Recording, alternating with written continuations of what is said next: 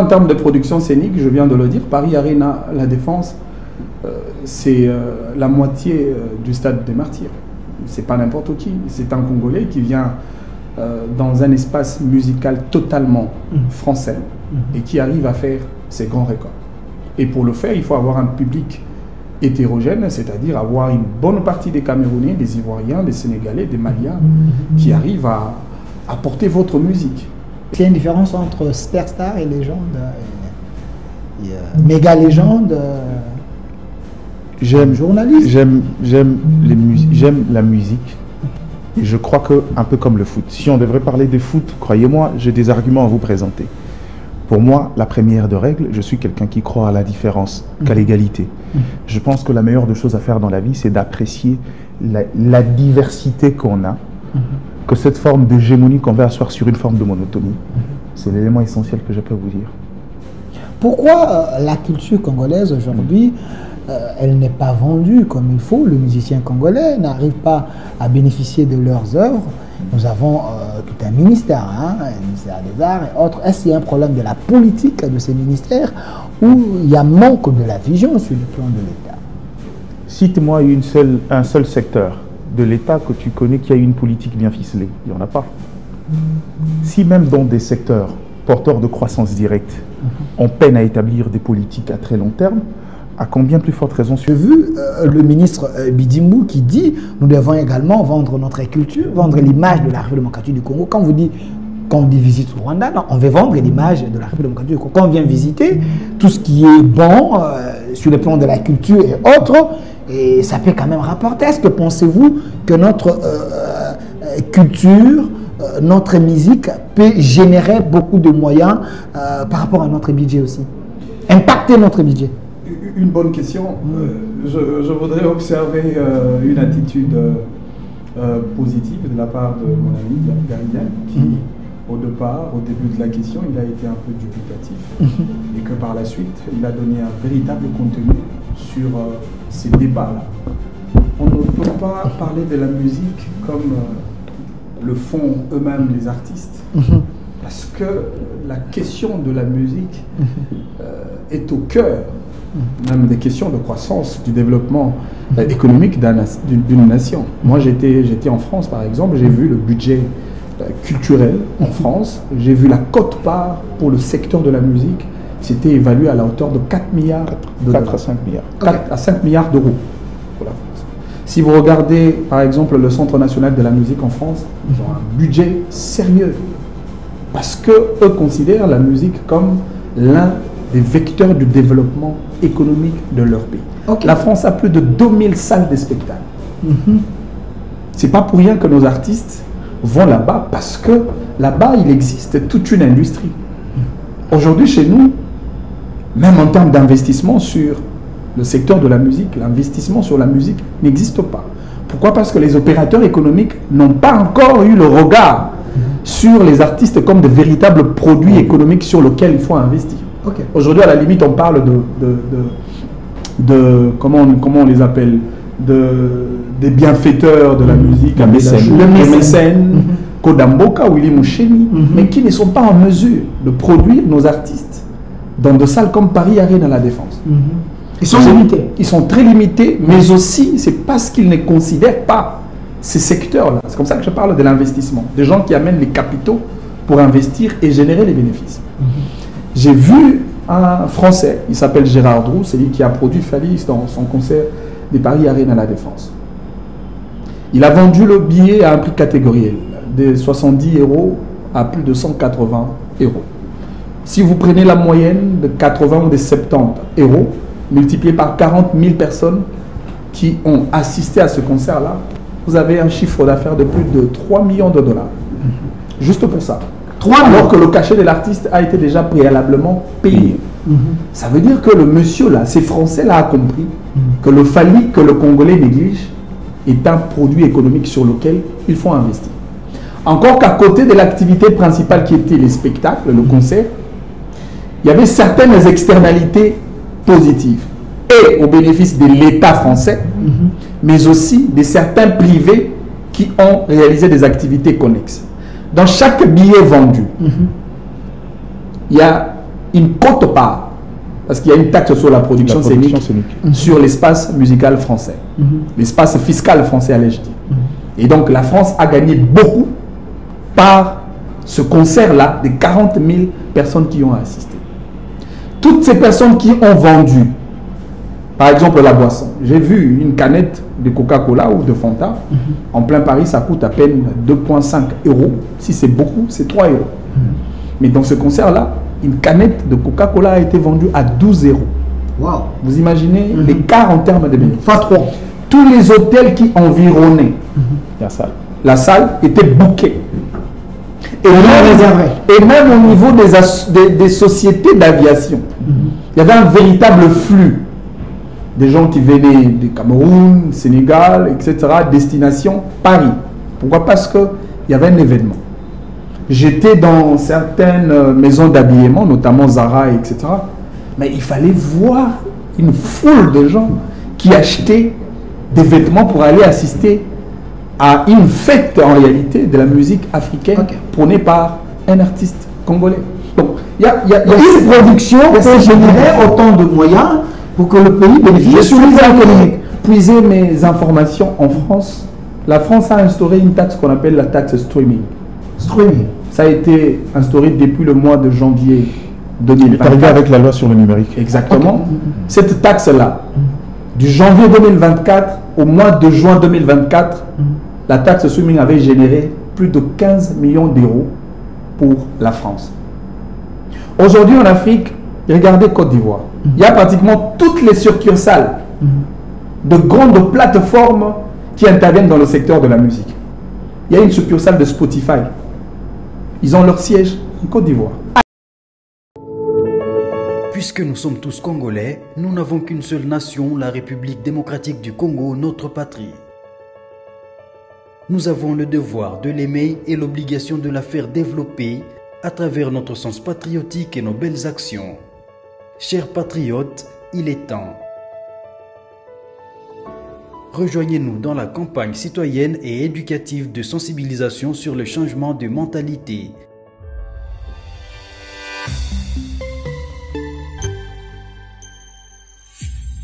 Zala, bon citoyen. Soyez le bienvenu, fidèles téléspectateurs. Nous vous disons merci, chers Congolais. Vous êtes en train de nous suivre en direct sur Communication Plus, sur télévision, sur TNT. Et aussi cette émission, vous allez suivre ça dans plus de 14 chaînes, 10e rue et tant d'autres. Et aussi, l'émission est en direct sur nos chaînes YouTube, Au Centre TV et Delcas Télévision. Chers Congolais de la diaspora, vous nous suivez un peu partout aussi, à République démocratique du Congo, dans 26 provinces. Laissez vos commentaires comme d'habitude, parce qu'ici, nous faisons des débats républicains. Sur ces plateaux, je suis avec M. Manix Yenda, lui qui accompagne la vision du chef de l'État, Félix-Antoine Tshilombo Tshisekedi. C'est un acteur politique majeur, si je peux le dire ainsi, remarquable de la République démocratique du Congo. Il est ici avec nous. Monsieur Manix Yenda, soyez le bienvenu. Merci beaucoup, Monsieur Défunt. Merci pour l'invitation.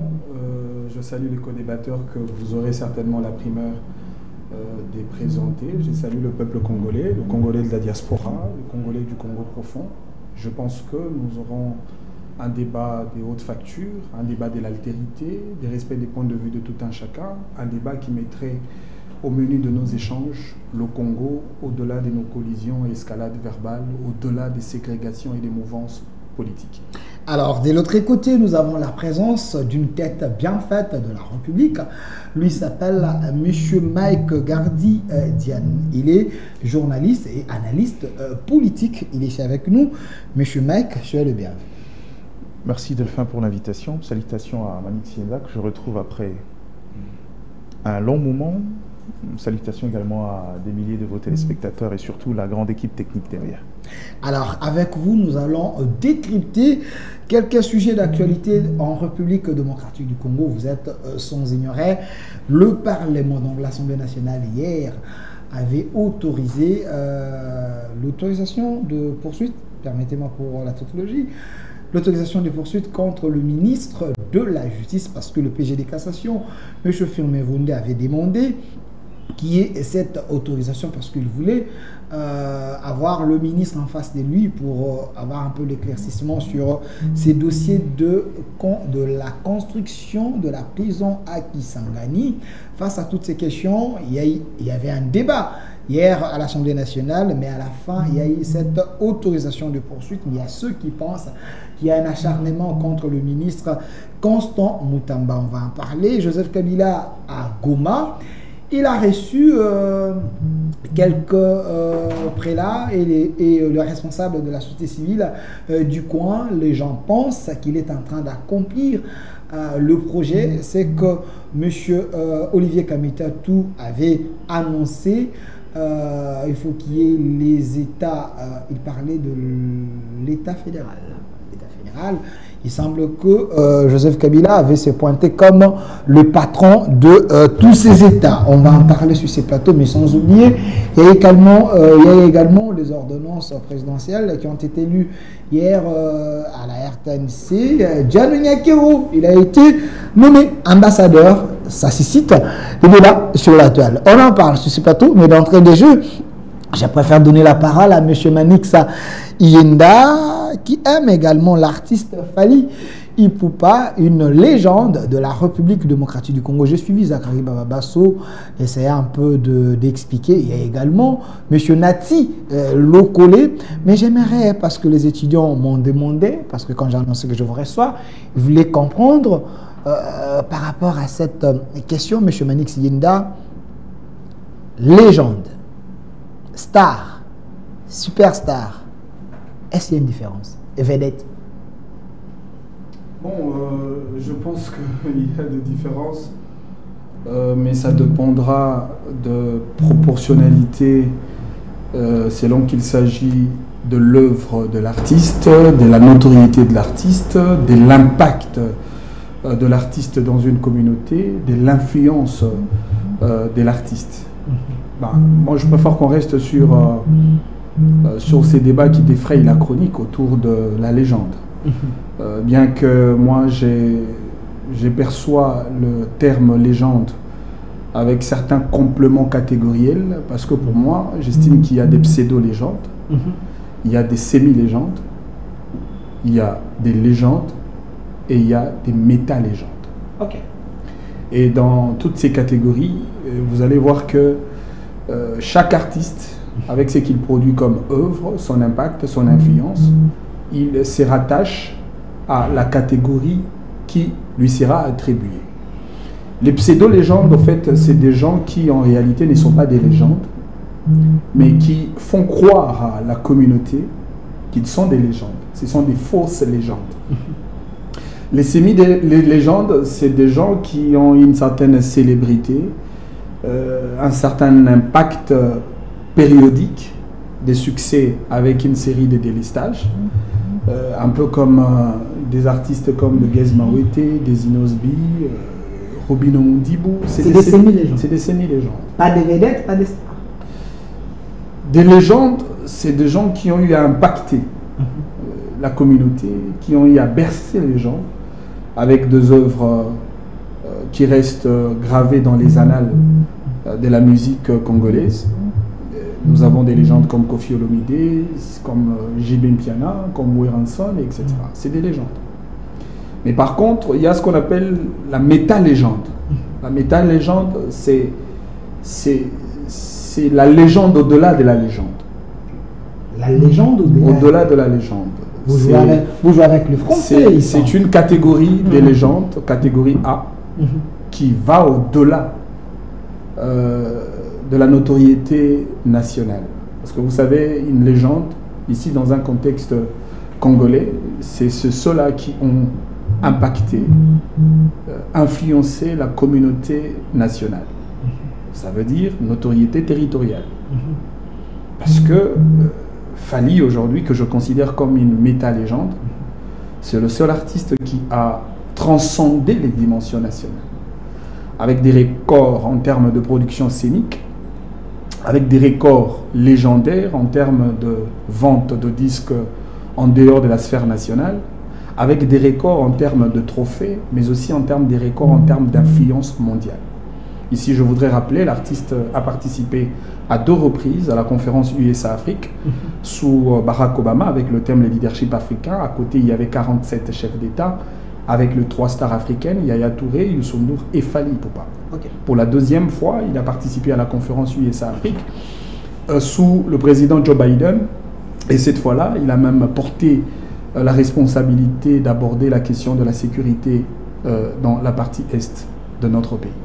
C'est cela l'influence. Surtout que ne perdez pas de vue que Fally a ramené un président français dans le quartier à musique communément appelé Bandal c'est Paris, le président Macron, qui n'est pas un fait anodin parce que lorsque le président se rattache à une autorité artistique, une autorité culturelle, cela est travaillé en amont par le service français qui regarde certains aspects, les aspects probité morale, les aspects influence culturelle, les aspects notoriété internationale, et tous ces aspects ont été réunis pour que Fally soit aux côtés de Macron. Il est le premier musicien congolais à avoir été certifié SNEP.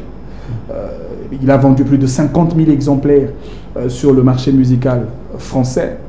Il est le seul artiste musicien à avoir livré un spectacle de 2 heures dans la plus grande salle de l'Europe, Paris Arena à la Défense, avec une capacité d'accueil de 40 000 personnes. Il est le seul musicien congolais à avoir fait Grammy Award, BET Award, avec autant de trophées à Afrima qui représente aujourd'hui des grosses industries musicales au niveau des États-Unis. Alors, M. Manix Yinda, est-ce Fally Ipupa a fait mieux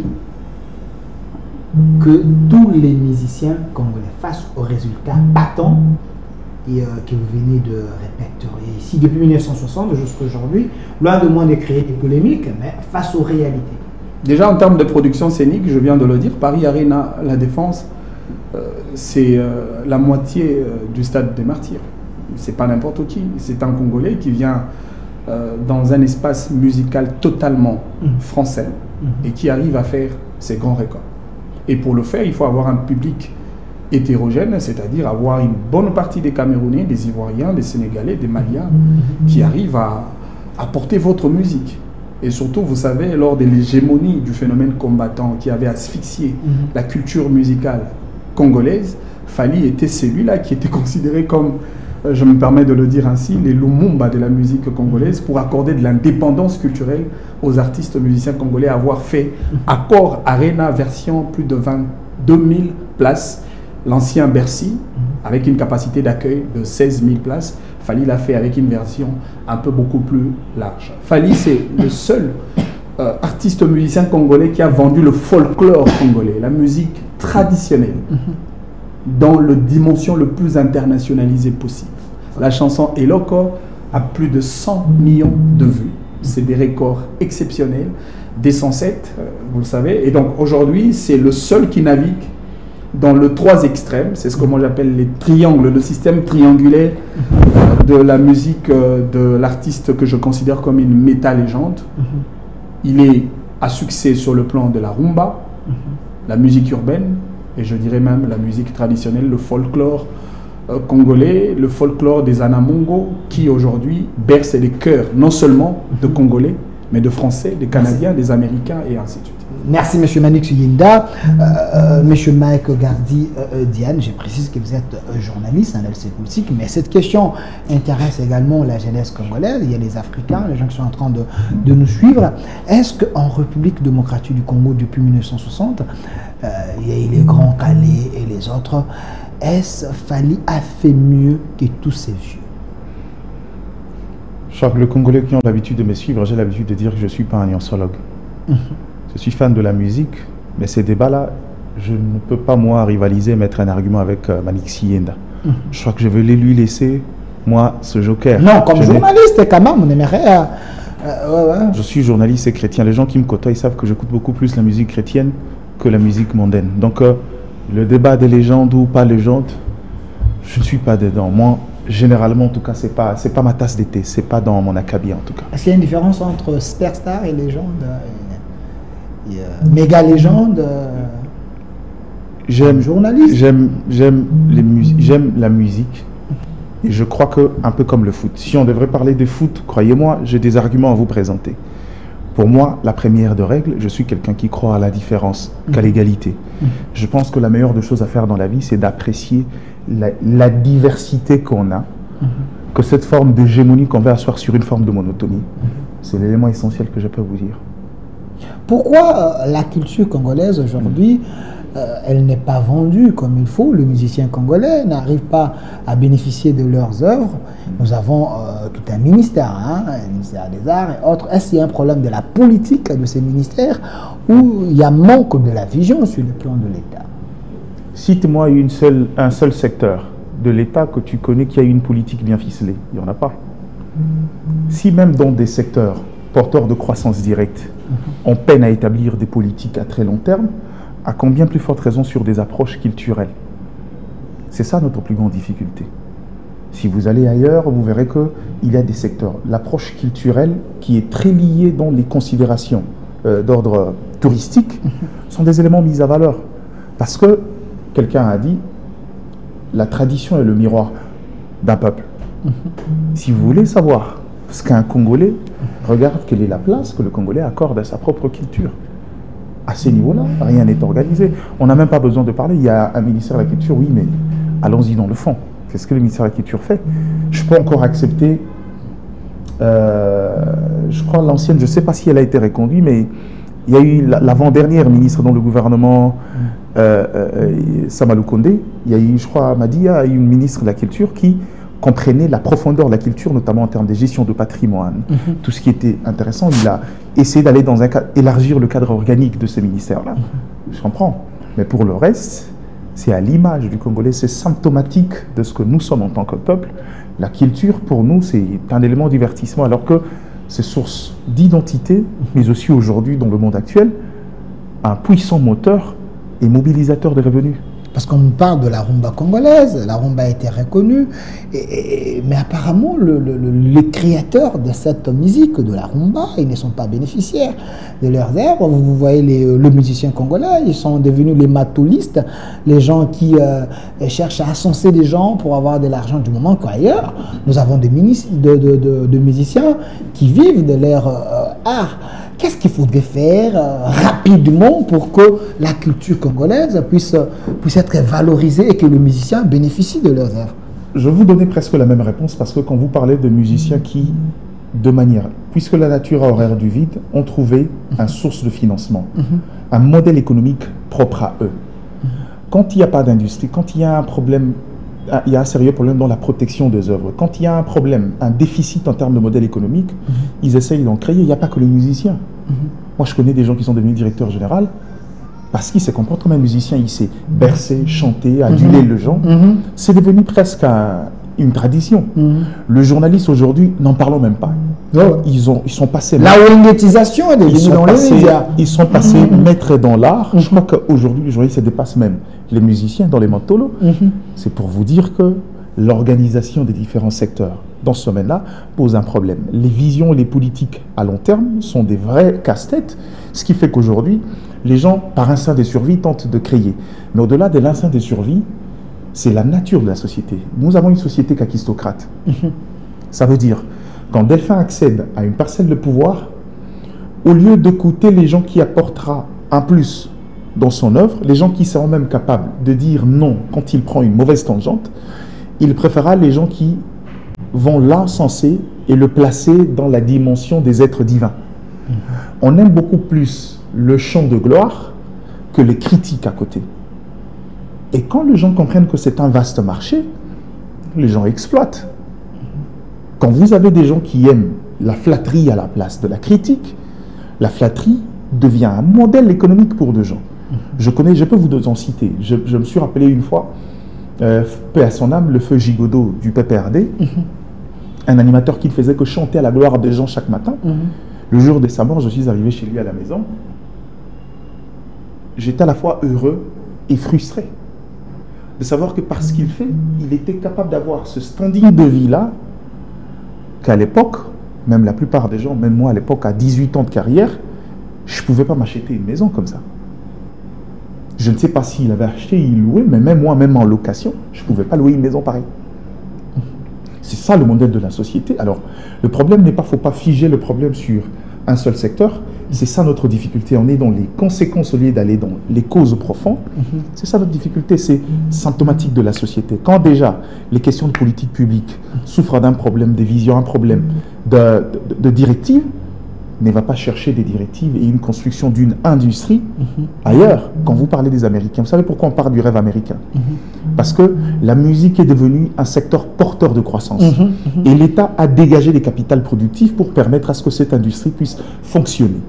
Et au-delà de ça, cette industrie a façonné l'image de la toute-puissance américaine. Au-delà de l'entertainment avec le film, il y a la musique également.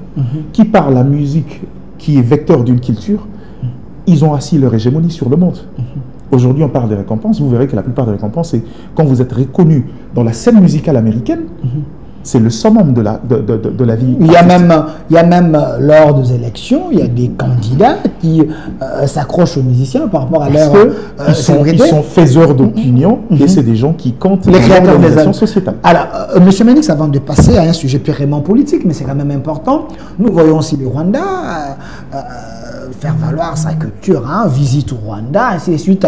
Et j'ai vu le ministre... Ça, c'est pas la culture, c'est du tout. Non, s'il vous plaît. J'ai vu le ministre Bidimbu qui dit nous devons également vendre notre culture, vendre l'image de la République démocratique du Congo. Quand on dit visite au Rwanda, non, on veut vendre l'image de la République démocratique du Congo. Quand on vient visiter tout ce qui est bon sur le plan de la culture et autres, et ça peut quand même rapporter. Est-ce que pensez-vous que notre culture, notre musique peut générer beaucoup de moyens par rapport à notre budget aussi, impacter notre budget? Une bonne question. Je voudrais observer une attitude positive de la part de mon ami Garidien qui, au départ, au début de la question, il a été un peu dubitatif et que par la suite, il a donné un véritable contenu sur ces débats-là. On ne peut pas parler de la musique comme le font eux-mêmes les artistes, parce que la question de la musique est au cœur même des questions de croissance, du développement économique d'une nation. Moi, j'étais en France, par exemple, j'ai vu le budget culturel en France, j'ai vu la quote-part pour le secteur de la musique, c'était évalué à la hauteur de 4 milliards de 4 à 5 milliards. 4 à 5 milliards d'euros pour la France. Si vous regardez, par exemple, le Centre national de la musique en France, ils ont un budget sérieux, parce qu'eux considèrent la musique comme l'un des vecteurs du développement économique de leur pays. La France a plus de 2000 salles de spectacle. C'est pas pour rien que nos artistes vont là-bas, parce que là-bas, il existe toute une industrie. Aujourd'hui, chez nous, même en termes d'investissement sur le secteur de la musique, l'investissement sur la musique n'existe pas. Pourquoi? Parce que les opérateurs économiques n'ont pas encore eu le regard sur les artistes comme de véritables produits économiques sur lesquels il faut investir. Aujourd'hui, à la limite, on parle comment on les appelle, des bienfaiteurs de la musique, le mécène, Kodamboka, Willy Mouchemi, mais qui ne sont pas en mesure de produire nos artistes dans des salles comme Paris Arena à la Défense. Ils sont limités. Ils sont très limités, mais aussi, c'est parce qu'ils ne considèrent pas ces secteurs-là. C'est comme ça que je parle de l'investissement. Des gens qui amènent les capitaux pour investir et générer les bénéfices. J'ai vu un Français, il s'appelle Gérard Drou, c'est lui qui a produit Falis dans son concert des Paris Arena à la Défense. Il a vendu le billet à un prix catégoriel, de 70 € à plus de 180 €. Si vous prenez la moyenne de 80 ou de 70 €, multiplié par 40 000 personnes qui ont assisté à ce concert-là, vous avez un chiffre d'affaires de plus de 3 millions de $. Juste pour ça. Alors que le cachet de l'artiste a été déjà préalablement payé. Ça veut dire que le monsieur-là, ces Français-là, a compris que le Fali que le Congolais néglige est un produit économique sur lequel il faut investir. Encore qu'à côté de l'activité principale qui était les spectacles, le concert, il y avait certaines externalités positives et au bénéfice de l'État français, mais aussi de certains privés qui ont réalisé des activités connexes. Dans chaque billet vendu, il y a une quote-part, parce qu'il y a une taxe sur la production scénique sur l'espace musical français, l'espace fiscal français, allais-je dire. Et donc la France a gagné beaucoup par ce concert-là des 40 000 personnes qui ont assisté. Toutes ces personnes qui ont vendu, par exemple la boisson. J'ai vu une canette de Coca-Cola ou de Fanta. En plein Paris, ça coûte à peine 2,5 euros. Si c'est beaucoup, c'est 3 euros. Mais dans ce concert-là, une canette de Coca-Cola a été vendue à 12 euros. Wow. Vous imaginez l'écart en termes de bénéfices. Fois 3. Tous les hôtels qui environnaient la salle étaient bookés. Et même au niveau des sociétés d'aviation, il y avait un véritable flux. Des gens qui venaient du Cameroun, Sénégal, etc. Destination Paris. Pourquoi? Parce qu'il y avait un événement. J'étais dans certaines maisons d'habillement, notamment Zara, etc. Mais il fallait voir une foule de gens qui achetaient des vêtements pour aller assister à une fête en réalité de la musique africaine prônée par un artiste congolais. Donc, il y a une production peut générer autant de moyens pour que le pays bénéficie sur les économiques. Puiser mes informations en France, la France a instauré une taxe qu'on appelle la taxe streaming. Streaming. Ça a été instauré depuis le mois de janvier 2024. Arrivé avec la loi sur le numérique. Exactement. Cette taxe-là, du janvier 2024 au mois de juin 2024, la taxe streaming avait généré plus de 15 millions d'euros pour la France. Aujourd'hui en Afrique, regardez Côte d'Ivoire. Il y a pratiquement toutes les succursales de grandes plateformes qui interviennent dans le secteur de la musique. Il y a une succursale de Spotify. Ils ont leur siège en Côte d'Ivoire. iTunes, Côte d'Ivoire.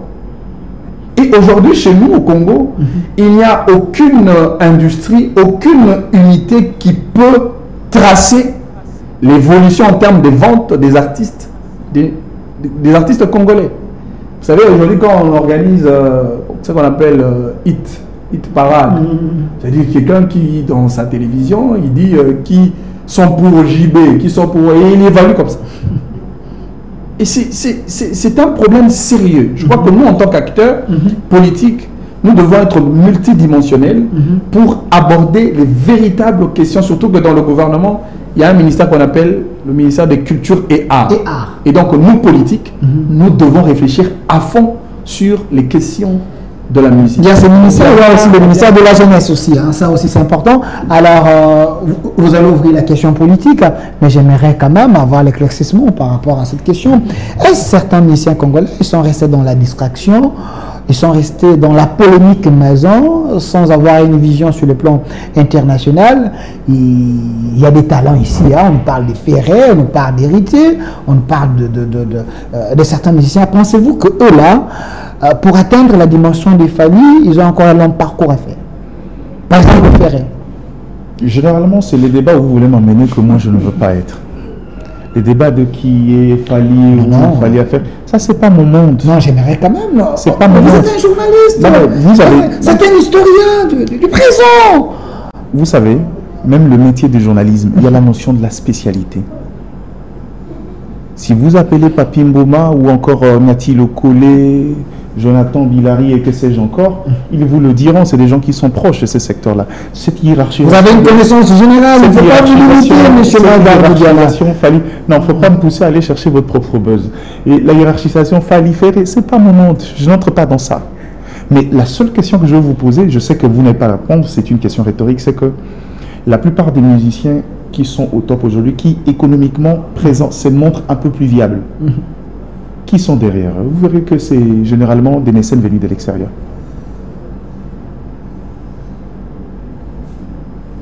Tout le monde n'a pas cette chance-là. C'est ce que j'ai dit. Ferré a un talent. Mais pourquoi il n'arrive pas à rejoindre les niveaux de Fali? Est-ce qu'il y a un problème de vision, il y a un problème de la politique, il est mal entouré? Ben comment? Vous êtes un journaliste, c'est peut-être en train de vous suivre. C'est pas de dire c'est quoi le niveau de Fali, c'est quoi le niveau de Fer, et puis établissez votre propre hiérarchie. Moi, en termes de niveau, je connais rien de qui a un niveau. Non, je dis, il a un talent. Non, mais je peux aider mon frère. Oui, ils sont tous les deux de talent. En termes de niveau, c'est très clair. Ferré, c'est un local. Fali, c'est un artiste à dimension internationale. Ferré, c'est un produit non économique. Fali, c'est un produit économique sur lequel on peut investir. Même vous, en tant qu'un opérateur économique, vous avez le moyen, on vous dit, entre Fali et Ferré, vous pouvez investir sur qui pour générer les bénéfices?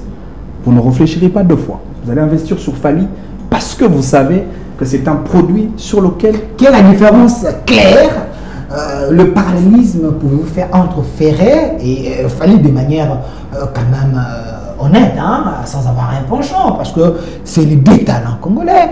Non mais oui, j'ai dit, Ferré c'est un local, c'est un artiste communautaire. Parler politique. Ferré c'est un artiste communautaire, c'est un artiste local, il est vendable dans la sphère nationale, mais seulement, Fally, à la seule différence, il est beaucoup plus international, même sur le plan de style. Ok. Ferré c'est un bon chanteur, mais il n'est pas un chanteur polyglotte, il n'est pas un chanteur polysémique. Ferré est bon dans la rumba, mais quand vous le déportez vers le raga dancehall, Ferré ne se retrouve pas. Le hip-hop pur, Ferré ne se retrouve pas. Le slow, par exemple, il ne se retrouve pas. Mais par contre, son ami qui est Fally, il navigue dans ce deux mondes, le monde extrême, la musique urbaine et même la rumba pure. Son album qui a été certifié SNEP, ce n'était pas un album rumba. C'est un album version internationale chanté en français et en anglais. Ça veut dire que le gars, il a compris comment naviguer dans des styles qui ne sont pas le nôtre pour vendre son image, la culture congolaise dans des sphères un peu beaucoup plus élargies. Mais Ferré le fait aussi, hein, mais Ferré le fait aussi, il chante en français. Apparemment, il faut aussi Bon, enfin, on risque de s'éterniser. Je ne voudrais pas... Il y a aussi des futurs, hein. Il invite également... C'est un débat sans unique, malheureusement. C'est une discussion qui met à l'aise quand même. Maridiane, c'est un chrétien, même si... non, il reste un journaliste professionnel. Il reste dans la profession, il n'y a pas un chrétien, il n'y a pas un païen. J'écoute la musique, mais le débat où vous voulez m'emmener de Fally Ferré, c'est pas... Merci, merci APJ au peuple de JG. Merci Bondi. Il y a des artistes importants de la République démocratique du Congo. Vous venez de les voir ici. Derrière, les débats continuent dans les réseaux sociaux entre Ferré et Fally, qui est un produit économique vendable et un produit local. À vous de juger et de trancher sur notre chaîne YouTube au Centre TV. Alors,